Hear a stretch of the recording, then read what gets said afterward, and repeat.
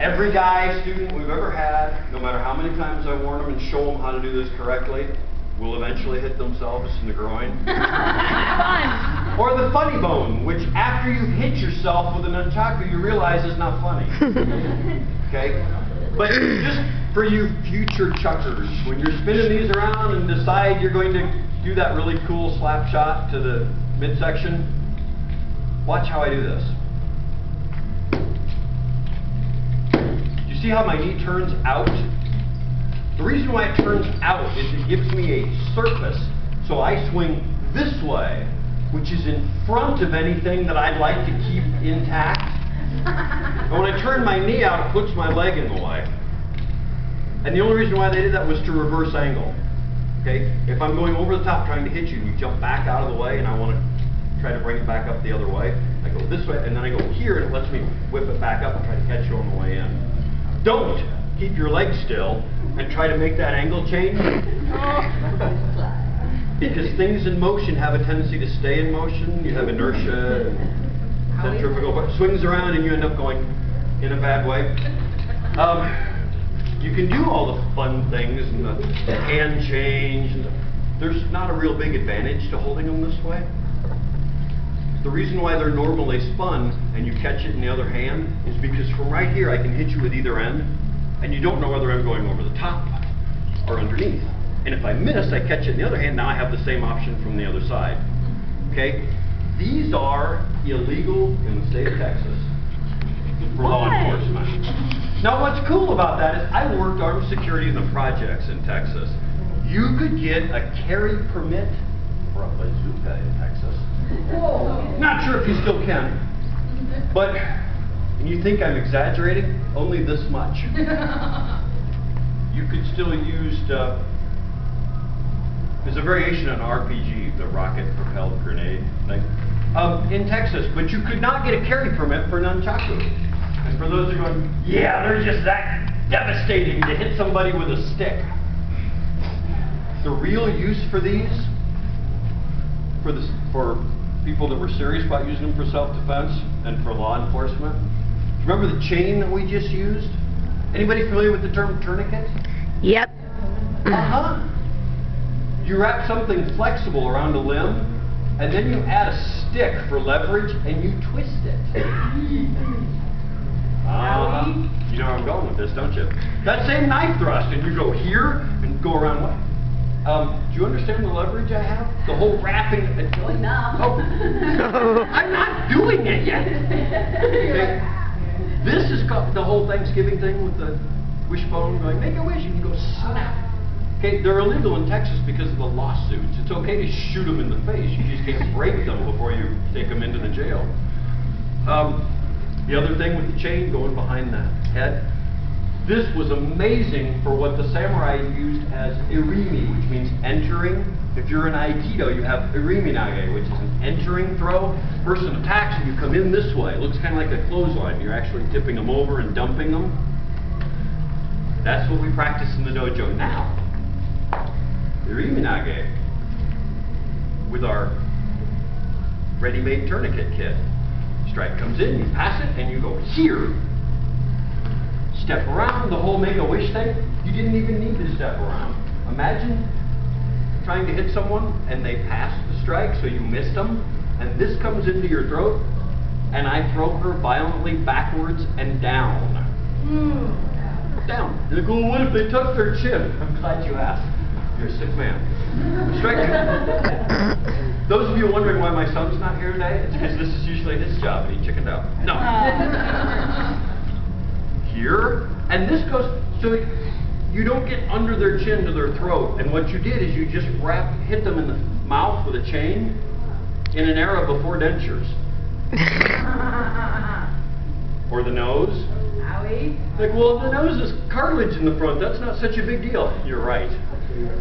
So it breaks the nose, goes through that, and as you're putting pressure, what you have is a chain wrapped around the top and under the eyebrow socket, under the eye socket, from the eyebrow ridge with a chain, and you are catapulting them backwards and down. I don't know about you, but that hurts more than whack. Take that. Because you notice those YouTube videos, the reason why they're funny, when they hit the elbow or hit themselves in the groin, they fall down, they go, oh, and then they get up and walk off going, hey, that sucks. And then everybody laughs. Right. But if someone's trying to kill you, having them fall on the ground going, that sucks, and get back up and kill you is bad. So rather than going for the whole, wah, got you in the groin thing, I'm going down, around the neck, step around behind and go, snap, walk that one off. Rub some dirt on it. So these actually remain one of our favorite non-traditional weapons to teach, and we will work on strikes. You get focus mitts out, and you work on hitting as hard as you can, because you can put big force on these.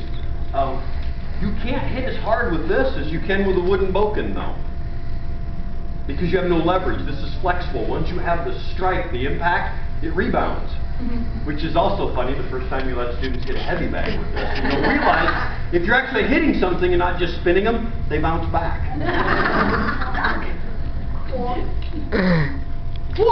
And it bounces back the way it came. If it comes from underneath, it returns. Not doing that again, huh? You can't get me. Over the top, and it comes back this way. And after several of my teenagers have done that, now they're ready to listen to me. Let's do it this way. Hence the foam bokken. Which would bring us to my favorite weapon of all time. Throwing star. I want that. I had one of these when I was a kid. We lived in the country, and my brother and I threw it for hours the first day we had it into the side of our barn. Do you know the boards on the side of a barn are only like an inch thick? My parents got home from work, and the barn's in the front yard. Drove in, got out, looked around, and then saw that all the boards had been split over and over. It's no wonder my parents moved to Florida. Because we kept going, zing! And they got mad at us. I wonder why. Get away from me. I have those at home. So I got another one. And we made a target. We got a big plywood piece and reinforced it. And of course, the only place we could put it with a good backdrop was the side of the barn. We still hit the barn once in a while. Shuriken. Or more correctly, shaken. Shaken means small knife. Ken is an old term for sword or knife. Shaken is any small, sharp metal object that can be thrown at someone. Okay? They came in all different shapes and sizes. The little set of straight ones, normally worn a little sheath around your hand, was good because when you're walking around wearing long baggy sleeves that your husband catches and stabs with a comma, you could hide those little throwing spikes. Pull them out and throw them. A little different than you think. They don't make very good. Good, man.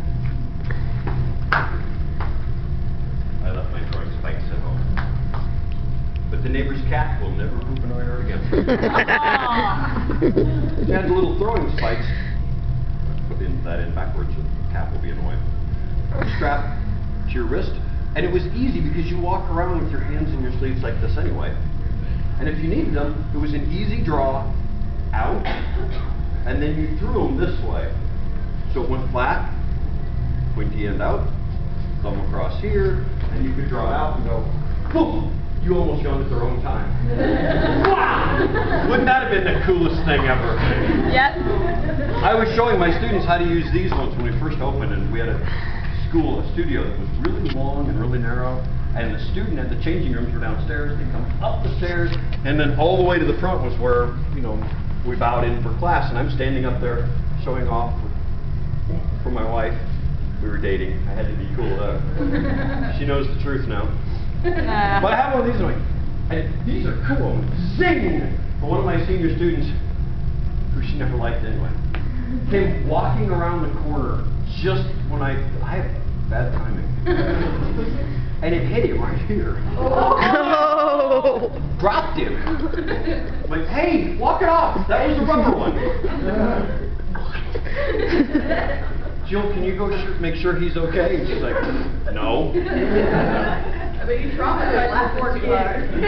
But the throwing stars that you see in movies, they misrepresent these a little bit, okay? If you watch those 80s ninja movies, Shokasugi's out there, and he takes one, and he goes, zing! And it goes flying about 150 yards, and cuts his throat, and he goes all the way around the circle, and then comes back and you catch it. What? Oh, wait, that was Blade, the thing. But these are deadly weapons from like 150 yards away.